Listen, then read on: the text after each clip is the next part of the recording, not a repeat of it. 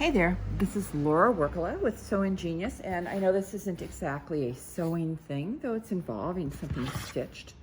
My mom has been an ardent cross stitcher for years, and what she did is unfortunately, my stepfather died earlier this year, just 3 months ago, and she's downsized, and she also had a lot of cross stitch that she had done because she loved doing it.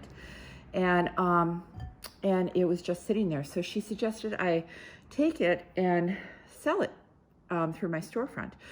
So what I'm doing is I am putting hangers on the back, picture hangers, because she doesn't have any hangers on the back. And I'm wiping off the frames, making sure get the dust off.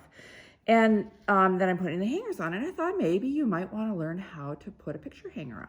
So anyway, so I'm just using a slightly damp dishcloth here. Nothing that will transfer color. I'm wiping down the frame. One thing that was really nice is that my stepfather made a lot of the frames for her and then would paint them colors that would go great with that. Isn't that really nice?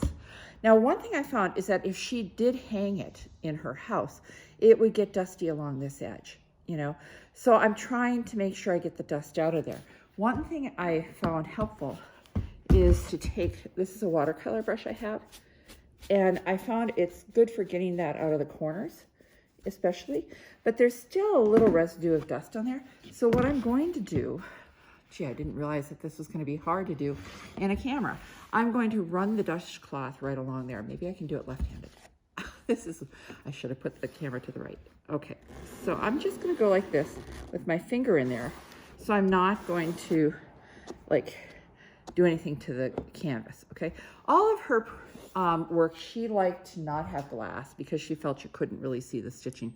And unless you go for museum glass, which is extremely expensive, there's gonna be too much reflection. So anyway, so now I've cleaned that off. I'm gonna lay it down here. Now this, unfortunately, I'm not sure how well you can see it. This is called a centering ruler. There's a 0 in the center. Now this side down here goes from 0 to 24. This right here is 0, and then it goes 0, 1, 2, 3, all the way out to the edge. So this makes it so you don't have to do any math, okay? So I've got a pencil here. And I'm going to put this, now right now I've got 6 here and about 8 here, so I'm gonna move it over, maybe put it 7. So I've got the same measurement, 7 1/4 maybe will work. Yeah, it looks like 7 1/4 on each edge. So here's 7 1/4, here's 7 1/4. And because I wanna get the right measurement, I'm gonna mark then this, okay?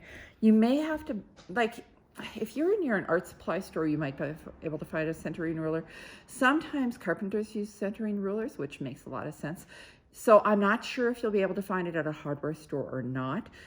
Drafting supplies, that also might be a place you can get it. You may have to mail order it, okay? I have a shorter one that I like to use, but a lot of these frames are longer, wider than that would work with. So anyway, so I've made a mark in the middle with a pencil.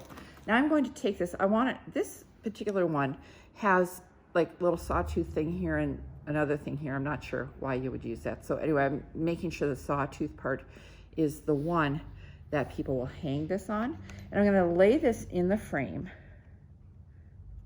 like that. And I'm gonna make sure it's the same distance. I like it to be in the middle because I don't wanna risk splitting the wood.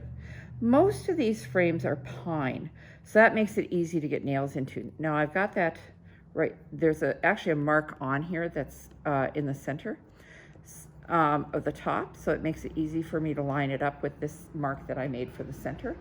Now I'm going to take, oops, now it's really hard to hold these tiny, tiny little nails. It's easy to lose them too. Okay, let me grab another one. Okay, so you see they're really, really small and it's hard to hang on to. One thing you could do is to hang on to them with some tweezers. But what I find easier to do is to take a small nail. You could use a brad. I'm not really sure what this thing is called, but it's about the size of a brad. Brads are really inexpensive at the hardware store.